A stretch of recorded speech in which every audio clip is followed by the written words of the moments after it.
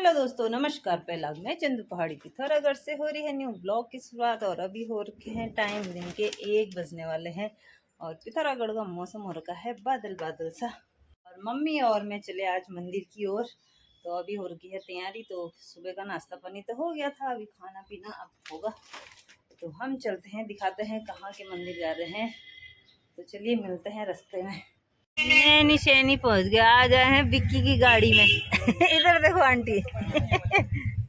Aunty के साथ बिक्की जा रही दुकान में, मम्मी और मैं भागवत महापुराण में। Bikki bye bye. बिक्की का मुंह भी नहीं देखा, वहां चला गया। अब बनूला। तो आज आए हैं हम सैनी में। सैनी में लगे हैं भागवत महापुराण। तो यहाँ के खेत कितने सैने हैं, नाम है सैनी व्यू। 5 जगह है मंदिर में।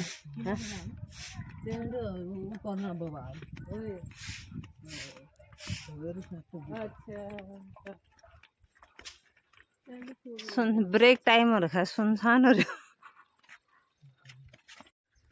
गली गली पहुंच वहाँ श्रीमद् भागवत सप्ताह ज्ञान यज्ञ श्री किशोर गुरु जी द्वारा।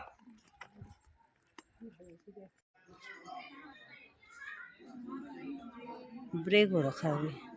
अरे यहाँ है मंदिर। मंदिर तो बड़ा बढ़िया बना है।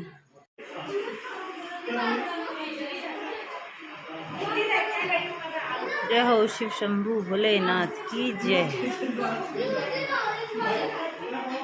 बहुत ही सुंदर मंदिर बना रखा है। यहाँ है नव दुर्गा भगवती मैया, बजरंग बली।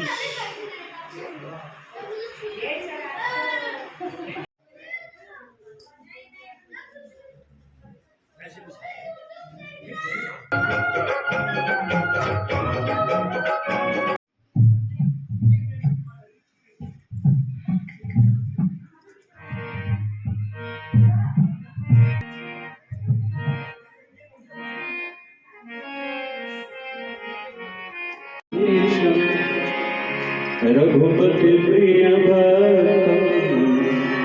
भक्त जातम नमामि। माता राम कहाँ गई आवाज?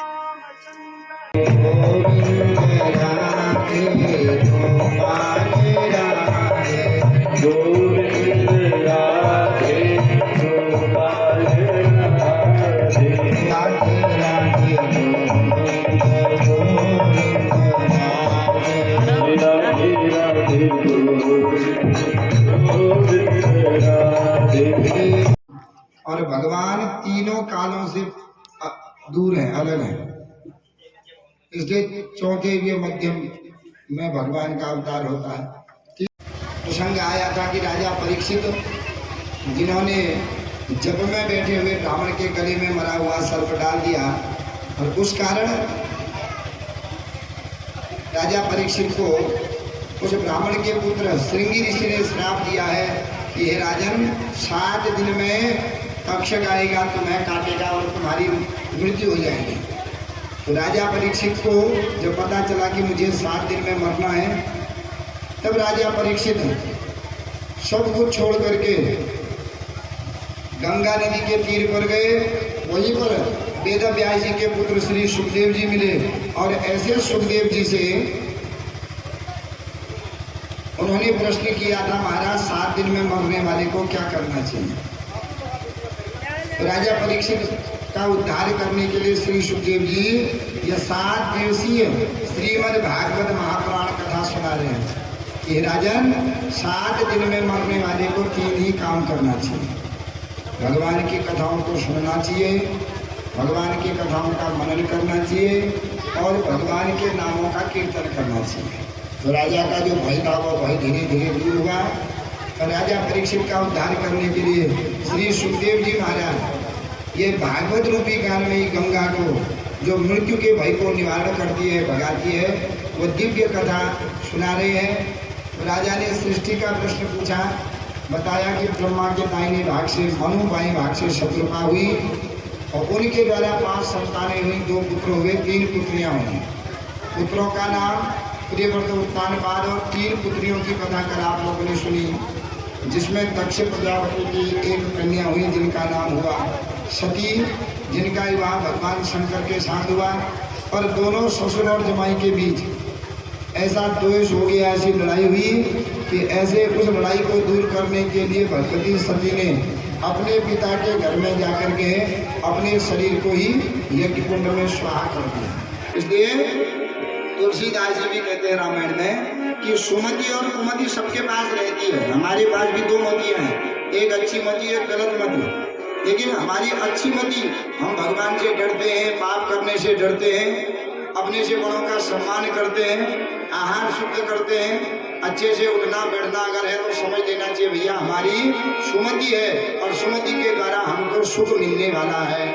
और जब कुमति लग जाती है हम देवताओं को छोड़ देते हैं, मन में जैसा आया वैसा कर लिया, किसी से डर नहीं, किसी से शर्म नहीं, कोई लाज नहीं, आहार खराब हो गया, व्यवहार खराब हो गया, कुमति लग गई तो समझ लो भैया हमारे अब पतन का समय नजदीक आ गया है, दुख का समय नजदीक आ गया है। इसलिए कहते हैं कि सुमति कुमति सबके पूर रही, सुमति कुमति सबके पूर रही, सुमति कुमति सबके पूर रही, सुमति कुमति सबके पूर रही। नाथ पुराण निगम अस कहानी, अजय मनवा राम को नाम, अंत समय में योई आलो। 10 वर्षाणी ताड़े, 6 साल से 15 साल तक उसको मारना सिखाओ, अपना आहार क्या है, अपने उठना बैठना। 15 साल तक सीख दिया तो सीख दिया, फिर मैं शिक्षानंद की ये 15 साल तक उसको सिखाओ। और प्राप्त तू 16 वर्ष, 16वां साल लड़के में लग गया है, लड़की में लग गया है, फिर उसको भी मित्र मानना चाहिए। जो पिता का जूता लड़के के पाँव में चला जाता है, कंधे के से कंधा मिल जाता है, तो उसको अपना मित्र समझना चाहिए, फिर पुत्र नहीं समझना चाहिए। फिर कहोगे भी तो फिर नहीं मानेगा, सुनेगा, निकाल देगा। इसलिए प्रहलाद जी कह रहे हैं बच्चों, बुढ़ापे में तू कह रहे तो बुढ़ापे में भक्ति करो, बुढ़ापे में थोड़ी भक्ति होती है। बुढ़ापे में क्या गति होती है शरीर की पता है क्या? बच्चे कहते हैं नहीं नहीं हमको नहीं पता है। तो प्रहलाद जी की बुढ़ापे का वर्णन कर रहे हैं कि आंख में तनेगा जाला, नाक से बहेगा नाला, लाठी से पड़ेगा पाला, जरा जिंदगानी में है। इसलिए क्या है, जवानी में क्या करना चाहिए? भोग से वियोग करो, भक्ति से संयोग करो, कर लो भजन श्री राम का जवानी में। पूछते हैं बच्चों ये बताओ भगवान को खिलता हुआ फूल ज्यादा प्रिय है, खिला हुआ फूल है या मुरझाया हुआ फूल? हम चलो देखिए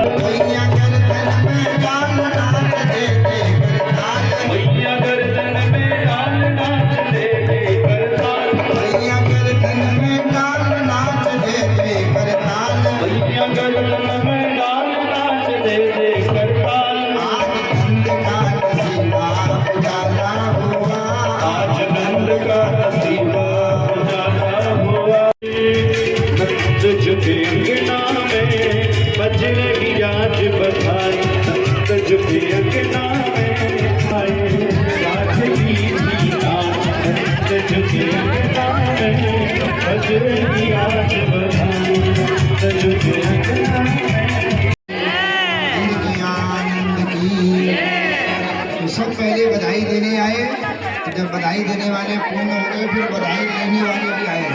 बधाई लेने वाले जानते कौन हो गए? अभी घर में चला गया भी तो ना, बधाई लेने वाले भी आते हैं। माने अर्धनारीश्वर एक फूल अक्षर न चढ़ावे, छोटा बालक है फूल अक्षर न चढ़ावे, सब लोग दर्शन करें।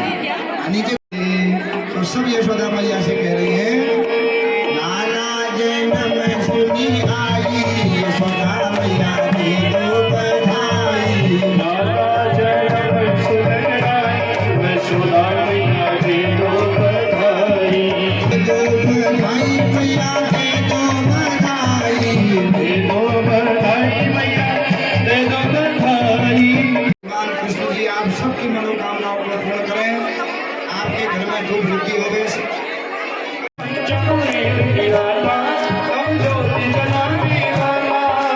नाम यही हरि नाम यही हरि नाम यही हरि नाम यही हरि नाम यही हरि नाम यही हरि नाम यही हरि नाम यही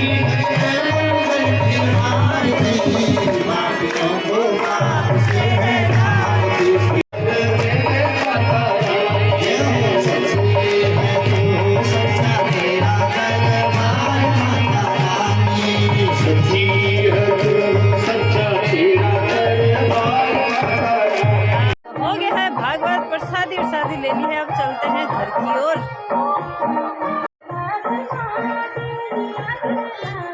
कहाँ मिलेगी वो आंटी को?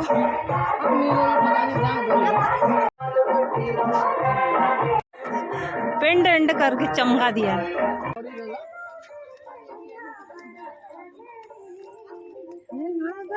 गुरु बोला हमरा दगड़ी। तो सीधे पहुंच गए हैं नैनीशैनी हवाई पट्टी में। आजकल तो बड़ा अच्छा बना रखा है, जहाज उड़ते हैं तो लोग घर जाते हुए सब। विक्की आ गया रे हमको लेने। चलो माई जी बैठो। ओए दीदी आशीर्वाद बुआरी आई जा खूब मम्मी की सेवा करने, विक्की की सेवा करने। चले साल में लगभग बर्थडे और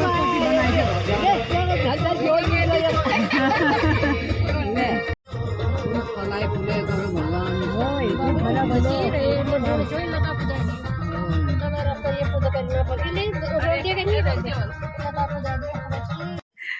बहुत बहुत धन्यवाद। विक्की दिख भी नहीं रहा है शीशे से। अब विक्की के साथ आए, विक्की के साथ गए, जी रही जाग रही है भाई। लाना पहुँचाना कर दिया। धन्यवाद बहुत बहुत, आपका भी धन्यवाद।